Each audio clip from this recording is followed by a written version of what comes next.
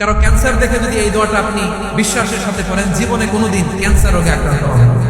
দুর্ঘটনা দেখে যদি পড়েন, ওই দুর্ঘটনা আপনাকে স্পর্শ করবে না। যে কোনো কারো বিপদ দেখে যদি কোনো বিশ্বাসী বান্দা এই দোয়া পড়ে, বিশ্বনবী বলেন লাম ইউসিবহু যালিকাল বালা, ওই বিপদ তাকে আর করবে না। উফিয়া মিনহু মিন যালিকাল বালা কাইনান মা কান, সে যতদিন হায়াত পাবে কোনোদিন ওই বিপদ তাকে স্পর্শ করবে না।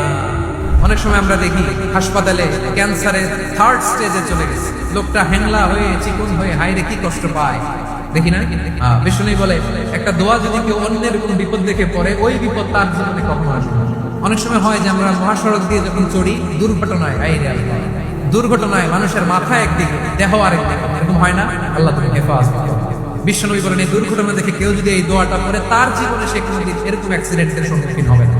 শুনবেন, বিশ্বনবী বলেন অন্যের বিপদ দেখে কেউ যদি পড়ে, আলহামদুলিল্লাহিল্লাযী আফানি মিম্মা বাতালাকা বিহি ওয়া ফাদ্দালানি আলা কাসীরিন মিম্মান খালাকা তাফদীলা, প্রশংসা সে আল্লাহর যে আল্লাহ তাআলা তোমাকে যেই জিনিস দিয়ে পরীক্ষা করেছে, আমাকে ওইটা থেকে বাঁচিয়ে দিয়েছে।